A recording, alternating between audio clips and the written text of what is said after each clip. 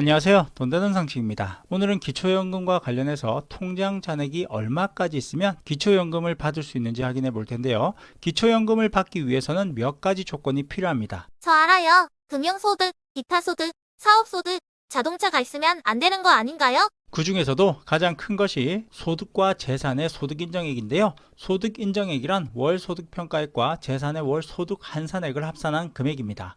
2022년도 기초연금 선정 기준액은 단독 가구는 180만원, 부부 가구는 288만원으로 2021년 270만 4천원에 비해서 17만 6천원이 인상되었습니다.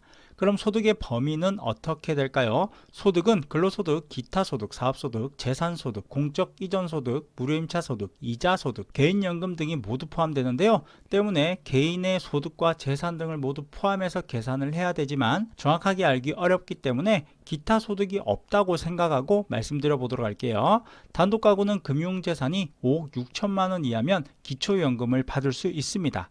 만약 4억 6천5백만 원 이하의 금융재산이 있다면 감액 없이 30만 7천 원을 지급받을 수 있고요. 4억 6천5백만 원 이상 금융재산이 있다면 감액되어 지급이 되고 5억 6천만 원이 넘어간다면 기초연금은 지급되지 않습니다. 시청하시면서 좋아요 한 번씩 꾹 눌러주세요. 그럼 부부 가구는 어떻게 될까요? 부부 가구의 경우에는 내 통장에 8억 8천만 원 이상 있다면 기초연금이 지급되지 않습니다. 7억 3천만 원까지는 49만 2천 원을 지급받을 수 있지만 7억 3천만 원 이상부터는 감액되어 지급되고 8억 8천만 원 이상이 넘어간다면 기초연금이 지급되지 않습니다.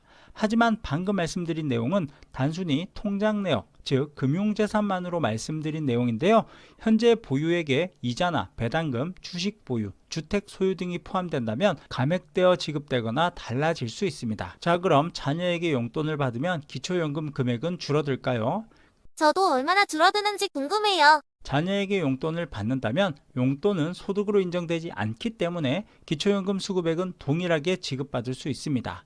그럼 자녀 소유의 주택에 거주할 경우에는 어떻게 되나요? 자녀 소유 6억 원 이상 주택에 거주할 경우에는 임차 소득은 부모 소득으로 반영되기 때문에 기초연금은 감액될 수 있습니다. 기초연금을 받기 위한 금융재산의 조사 범위는 입출금 통장예금 최근 3개월 평균 잔액, 정기예금 적금 등 총 납입액, 주식 최종가액, 보험금 해지환급금 기준에 금융재산 등이 포함됩니다. 사실 내가 얼마를 받을 수 있는지 계산은 어렵기 때문에 조금 더 자세히 확인해 보고 싶다면 인터넷 검색창에 기초연금 모의 계산을 검색하셔서 근로소득, 기타소득, 사업소득, 재산소득, 공적이전소득, 무료임차소득, 이자소득, 개인연금 등 본인의 소득과 재산을 기입해서 모의 계산을 해보시면 조금 더 정확하게 확인할 수 있습니다. 모의 계산을 할 수 있는 사이트는 아래 고정 메모란에 메모해 두도록 할게요. 그럼 오늘 영상은 여기까지 할게요.